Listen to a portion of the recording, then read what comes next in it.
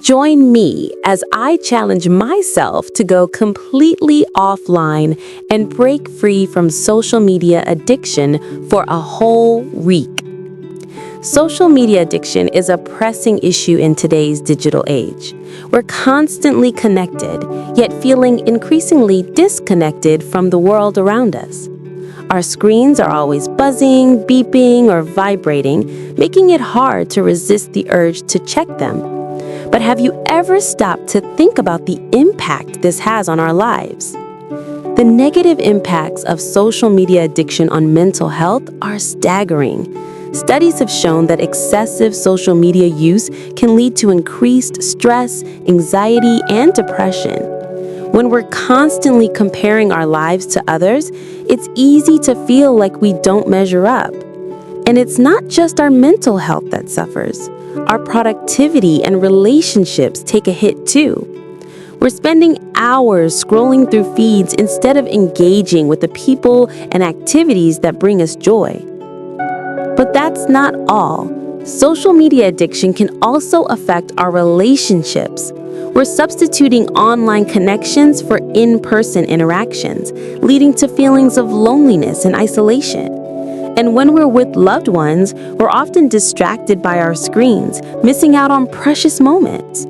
The constant stream of information can also make us feel overwhelmed, leading to decreased attention span and increased irritability.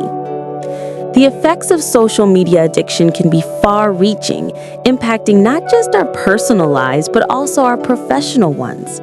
We're spending so much time on social media that we're neglecting our work, our passions, and our own personal growth. It's time to take a step back and assess our relationship with social media. So, what drives us to keep coming back to social media? There are many psychological triggers at play, from the fear of missing out, FOMO, to the desire for validation and connection. Social media platforms are designed to be addictive, using algorithms that keep us engaged in scrolling. And it's not just about the likes and comments, it's about the sense of belonging and community that comes with being online. For example, think about the last time you mindlessly scrolled through a social media feed. Were you bored, stressed, or anxious? Did you reach for your phone out of habit or to avoid feelings? These patterns can be hard to break, but recognizing them is the first step. I've seen firsthand the impact of social media addiction on daily life and decision-making. It's like being on autopilot, constantly reacting to notifications and distractions instead of making intentional choices. But there is hope. By becoming more mindful of our social media use, we can start to break free. Take, for instance, the story of a friend who deleted social media from her phone. She was shocked at how much time she had been spending on it and how much more productive and present she felt without it. She started reading more, exercising more, and connecting with friends and family in person. As I reflect on my own journey with social media, I realized that it wasn't until I hit rock bottom that I made a change.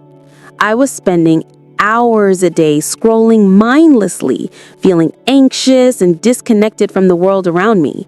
But when I finally deleted the apps from my phone, I felt a sense of freedom that I'd never experienced before. In that moment, I knew that I had a choice to make.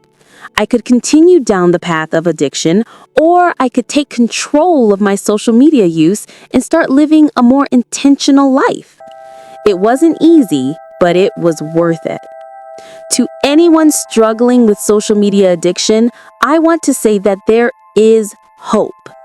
Recognizing the problem is the first step, and taking small steps towards change can make a big difference. Let's recap.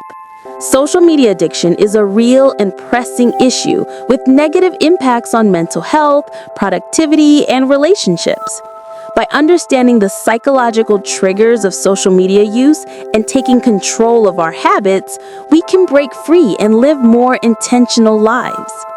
If you've struggled with social media addiction, I'd love to hear about your experiences in the comments below. And if you're looking for more tips on healthy digital habits, be sure to check out my next video where I'll be sharing my top strategies for staying offline and living a more present life.